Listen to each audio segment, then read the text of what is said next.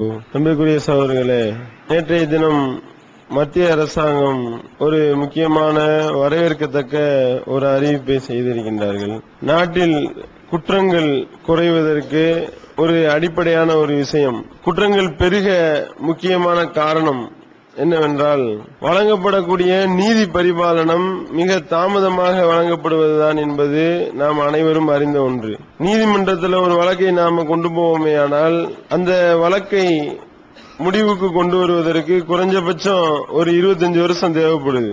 எந்த ஒரு வழக்காக இருந்தாலும் வாய்தா வாய்தா வாய்தா என்று வாய்தா மேல் வாய்தா போட்டு அந்த வழக்கை முடிப்பதற்கு பல வருடங்கள் இழுத்தடிக்கக்கூடிய ஒரு நிலையை நாம பார்க்கின்றோம். மத்திய அரசாங்கம் புதிய ஒரு சட்ட திருத்தத்தை கொண்டு வருவதாக நேற்று அறிவிப்பு செய்திருக்கின்றார்கள். எந்த ஒரு நீதிபதி இப்படி தேவையில்லாமல் வாய்தா கொடுக்கின்றாரோ, தேவையில்லாமல் வாய்தா மேல வாய்தா போடுவதற்கு அனுமதி வழங்குகின்றாரோ, அத்தகைய நீதிபதிக்கு அபராதமோ அல்லது தண்டனையோ விதிக்கலாம் என்று சொல்லி ஒரு அருமையான சட்ட திருத்தத்தை கொண்டு வருவதாக அறிவித்திருக்கின்றார்கள். உச்ச நீதிமன்ற நீதிபதிகளோடு ஆலோசனை செய்து இந்த சட்டத்தை அமுல்படுத்தலாம், கொண்டு வரலாம் என்று சொல்லி அறிவிப்பு செய்திருப்பதை நாம் பார்க்கின்றோம். நீதிமன்றத்தில் வழக்குகளை தாமதப்படுத்துறதுக்கு பாத்தீங்களா, இது மாதிரியான ஒரு பெரிய அநியாயம் வேற எதுவும் இருக்காது. அதாவது ஒரு மனுஷன் ஒரு கோர்ட்ல ஆஜராகிறதுக்கு ஏதாவது தவிர்க்க முடியாத காரணம், ரொம்ப தலை போற காரியமாக இருந்தால் அவன் வாய்தா வாங்குறதுல நியாயம் இருக்கின்றது.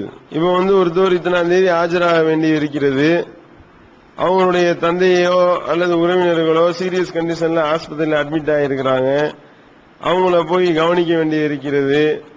இப்படின்னா ஒரு நியாயமான காரணம், அல்லது உறவுக்காரர்கள் இறந்துட்டாங்க, இப்படி ஒரு பிரச்சனை ஏற்பட்டிருக்கு அப்படின்னா அதுல ஒரு நியாயம் இருக்கு.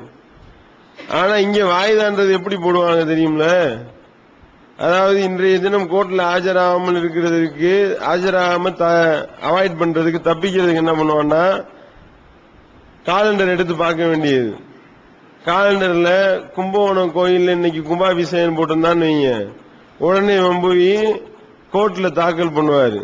இந்த கோயில் எங்களுடைய குல கோயில், அதுல நாங்க எங்க குடும்பத்தோட போறதுனால எனக்கு வாய்தா வேணும். இப்படி ஏதாவது அந்த ஒரு அவுளியாக்கு உருசுன்னு இருந்தான்னு வைங்க, இவன் இந்த உருச காரணம் காட்டி ஒரு கம்ப்ளைண்ட் இதை கொடுக்கிறது, உடனே இவர் வாய்தா.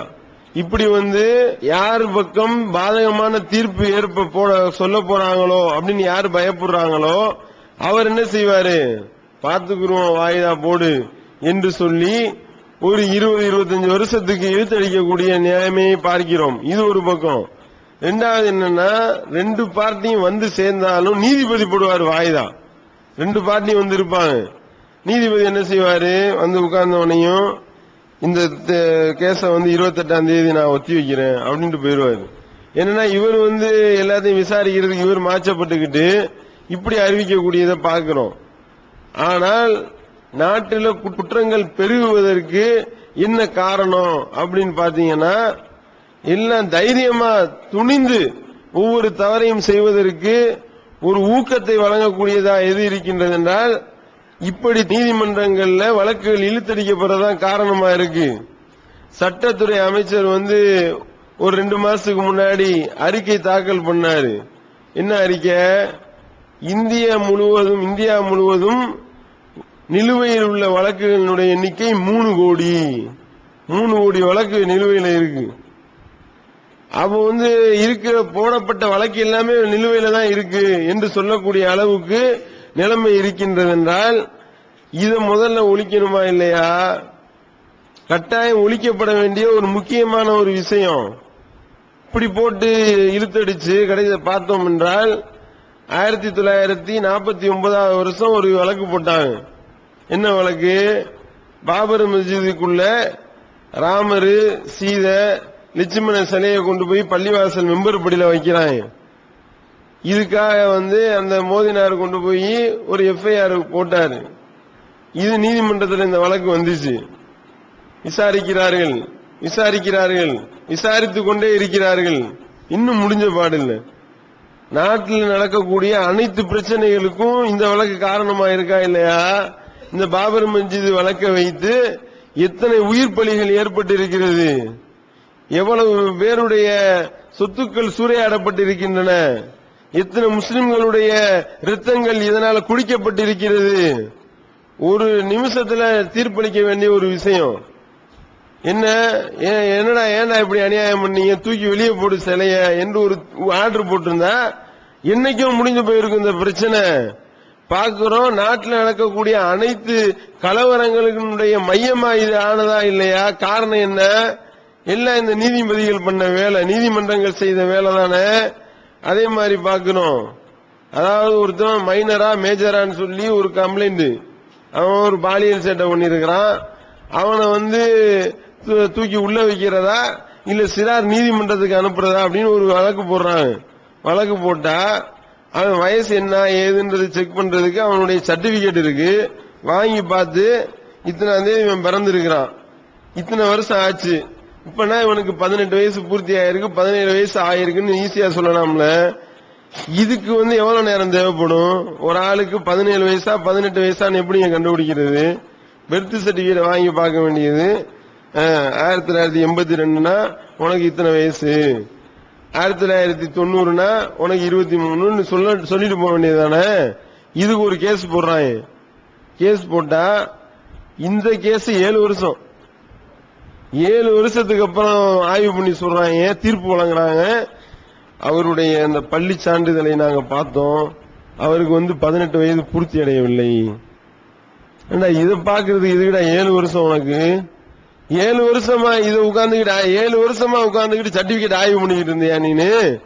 என்ன உங்களுடைய நிலைமை என்ன? எங்க கொண்டு போய் கொண்டிருக்கின்றீர்கள் நாட்டை? அப்ப என்னன்னா பாதிக்கப்புறம் யோசிப்பானா இல்லையா? என்னடா இது, ஒரு சர்டிபிகேட்டை பார்த்து தீர்ப்பு சொல்றதுக்கு 7 வருஷம் ஆக்குனாங்கன்னா அப்போ இது சரிப்பட்டு வராது. நம்ம கோர்ட்டுக்கு வெளியே தீர்த்து கட்டிட வேண்டியதுதான். அதனாலதான கோர்ட்ல வச்சு கொலை பண்றான். கோர்ட்டு வளாகத்தில் தலை சீவப்பட்டது, வெட்டி சாய்க்கப்பட்டார் போடுறாங்களா? அப்பனா காரணம் என்ன? நீதி கிடைக்காது, சரியான முறையில் நீதி பரிபாலனை இருக்காது. அப்ப என்ன செய்ய, போட்டு தாக்கு அப்படின்னு சொல்லக்கூடிய நிலைமையை இருக்கதா பாக்குறோமா இல்லையா? அதோடு மட்டும் இல்லாம விசாரிக்கிறாங்க. விசாரிச்சா விசாரணை போயிட்டே இருக்கு, முடிஞ்ச பாடு கிடையாது. அந்த விசாரணையில சாட்சி சொல்ல சாட்சியங்கள் செத்து போயிட்டாங்க பல வழக்குகள்ல. எத்தனை வழக்கு பார்த்தோம்? அதே மாதிரி பல வழக்குகள்ல வாதாடக்கூடிய வக்கீல் செத்து போயிட்டாரு. பல வழக்குகள்ல தீர்ப்பு சொல்ல இருந்த நீதிபதி செத்து போயிடுறாரு, அல்லது நீதிபதிக்கு ரிட்டையர்ட் ஆயிடுறாரு, நீதிபதியினுடைய வயசு முடிஞ்சு போகுது. பல வழக்குகள்ல குற்றவாளியே செத்து போயிடுறான். எத்தனை வழக்கு இந்த மாதிரி காட்டலாம்? அப்ப என்னன்னா இந்த தைரியம் தான். ஏதாவது ஒரு பிரச்சனை, ஒரு கொலையே பண்ணான்னு வைங்க, கொலை பண்ணானா என்ன நம்மளை செய்ய போறாங்க? நீதிமன்றத்துல போய் வழக்கு தொடுப்பாங்க. அவர் வாய்தா, நம்ம வாய்தான்னு போட்டு ஒரு 25 வருஷம் இழுத்தடிக்க வேண்டியதுதான். இழுத்தடிச்சு கடைசியில என்ன தீர்ப்பு சொல்லக்கூடிய தீர்ப்பா உருப்படியா சொல்லுவாங்களா? அது கிடையாது. அதுக்கு அடுத்து உள்ள விஷயம், இத்தனை வருஷம் இழுத்தடிச்சிடலாம்ல என்று அவர்களுக்கு ஏற்படக்கூடிய அந்த அசட்டு தைரியம், அதுதான் இவங்களை தவறுகள் செய்வதற்கு தூண்டுதா இல்லையா? அப்போ சீனாலாம் எடுத்துக்கிட்டீங்கன்னா 3 மாதத்துல கட்டாயம் முடிச்சாகணும். இப்ப என்ன சொல்லி இருக்கிறாங்கன்னா 3 வாய்தாக்கு மேல போகக்கூடாது. 3 வாய்தாக்கு மேல போட்டா அந்த நீதிபதிக்கு தண்டனையை கொடுங்க அல்லது அபராதத்தை போடுங்க அப்படின்னு சொல்லி ஒரு அருமையான ஒரு சட்டத்தை கொண்டு வரலான்னு இருக்காங்க. ஆனால் இந்த சட்டத்தையாவது நிறைவேற்ற விடுவாங்களா அப்படின்னு பார்த்தா உடனே கிளம்பிடுவாங்க. எங்களுக்கு அநீதம் இழக்கப்படுகிறது, வக்கீல்கள் எல்லாம் ஒல்லாம். ஏன்னா காரணம் என்ன? வக்கீல்கள் வண்டி ஓடாதே. 3 வாய்தாக்குள்ள முடிச்சுச்சுன்னா இவரு ஒரு கேஸ் மாட்டிட்டாருன்னு வைங்க, ஒரு கேஸ் இவருக்கு வருதுன்னு வைங்க, அப்பாடா 25 வருஷம் நம்ம நல்லபடியா சம்பாதிக்க ஒரு கேஸ் மாட்டி இருக்கு, நம்ம இத வச்சு எப்படியும் குறைஞ்சது 10 வருஷம் ஓட்டிடலாம். அப்ப இதுக்கு என்ன செய்வாங்க? வக்கீலுடைய வாழ்வாதாரம் பாதிக்கப்படுகிறது, கிளம்புவாங்க கட்டாயம். அடுத்து போராட்டங்கள்லாம் நடக்க போகுது, நாடு ரணகலம் ஆக போகுது. நேத்து தான் சொல்லி இருக்கிறாங்களா? இப்ப யோசிப்பாங்க, ஆஹா அப்படின்னு சொல்லி. அப்ப என்னன்னா பாதிக்கப்பட்டவனுடைய நிலையில இருந்து பார்க்கணுமா இல்லையா? இஸ்லாம் என்ன சொல்லி காட்டுகின்றது? இதுல அடிப்படை என்னன்னா, உனக்கு விரும்புவதே உன்னுடைய சகோதரனுக்கும் நீ விரும்பு. தனக்கு விரும்புவதே தன்னுடைய சகோதரனுக்கும் ஒருவன் விரும்பாதவரை அவன் உண்மையான இறை விசுவாசியாக ஆக முடியாது என்று நபிகள் நாயகம் ஸல்லல்லாஹு அலைஹி வஸல்லம் அவர்கள் சொல்லி காட்டுகின்றார்கள். இந்த மாதிரி உன்னுடைய சொத்தை ஒருத்தவன் கொள்ளையடித்தானேயானால், இப்படி உன்னுடைய உன்னுடைய மனைவியோ ஒருத்தவன் கற்பழித்தானேயானால், அப்ப போய் நீ கோர்ட்ல கேஸ் போடும்போது நீ என்ன சொல்லுவ? வேகமா இதை முடிக்கணும், வழக்க முடிக்கணும்னு சொல்லுவியா இல்லையா? இந்த நீதிபதி அவருடைய உறவுக்காரர் யாராவது இந்த மாதிரி பாதிக்கப்பட்டிருந்தாலே ஆனால் அந்த நீதிபதி என்ன சொல்லுவாரு? அப்ப சொல்லுவார்ல, வேகமா முடிங்க வழக்க அப்படின்னு சொல்லி சொல்லுவாரா இல்லையா?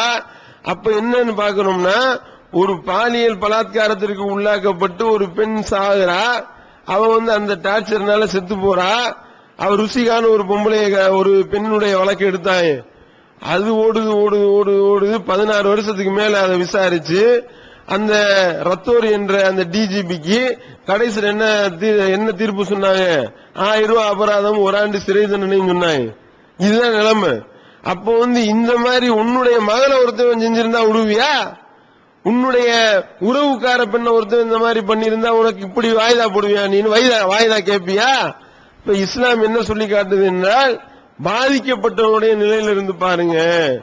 பாதிக்கப்பட்டவனுடைய நிலையிலிருந்து பார்த்தோமே ஆனால், அப்ப இந்த மன்மோகன் சிங்கினுடைய உறவினர் இப்படி பாதிக்கப்பட்டா உடனடியாக ஒரு தீர்ப்பை கொண்டு ஒரு சட்டத்தை அமுல்படுத்துவார். அப்ப இஸ்லாம் இப்படி சொல்லி காட்டுகின்றது. அதோடு மட்டுமில்லாமல் நீதி வழங்குறது தான் ரொம்ப முக்கியம். நீதியை சரியான முறையில் வழங்கினாதான் நாட்டில் சட்ட ஒழுங்கா உருப்படும். அப்படி இல்லாம இஷ்டத்துக்கு நீதியை இழுத்தடிப்பாரையானால் தாமதிக்கப்படக்கூடிய நீதி, மறுக்கப்படக்கூடிய நீதி அப்படின்னு சொல்லி கூட சொல்றாங்களா இல்லையா? காரணம் என்ன? ஒருத்தன் ஒரு இடத்தை அபகரிக்கிறான், அந்த இடம் அவனுடைய சொந்த இடம் என்று பாதிக்கப்பட்டவன் போய் கேஸ் கொடுக்கறான். இவன் 25 வருஷம் இழுத்தடிக்கிறான். அப்ப 25 வருஷம் இழுத்தடித்தால் 25 வருஷம் அவன் தன்னுடைய வீட்டை இழந்து நிக்கிறானே. அப்ப பாதிக்கப்பட்டவனுக்கு பயப்பட வேணாமா? இஸ்லாம் எப்படி சொல்லி காட்டுகின்றது? பாதிக்கப்பட்டவனுடைய பிரார்த்தனைக்கு நீங்கள் அஞ்சிக் கொள்ளுங்கள், அவனுக்கும் இறைவனுக்கும் மத்தியில எந்த விதமான திரையும் இல்ல. இப்படி நீங்கள் செய்யக்கூடிய அநீதியானது மறுமையில பல இருள்களாக சேரும் என்று மறுமையை பற்றியும் எச்சரிக்கிறது. அதே நேரத்தில் உனக்கு இந்த மாதிரி ஏற்பட்டா என்ன, அதை பத்தி நீ யோசி, உனக்கு விரும்புவதை நீ அடுத்தவனுக்கும் விரும்பு என்று இஸ்லாம் அழகான வழிகாட்டுதலை காட்டுகின்றது. அந்த அடிப்படையில இந்த சட்டத்தை சரியான முறையில் போடுவார்களேயானால் இந்த நாடு உருப்படும் என்பதை இன்றைய செய்தியாக சொல்லி நிறைவு செய்கின்றேன். வாயுதமானாலும் அல்ஹம்துலில்லாஹி ரப்பில் ஆலமீன்.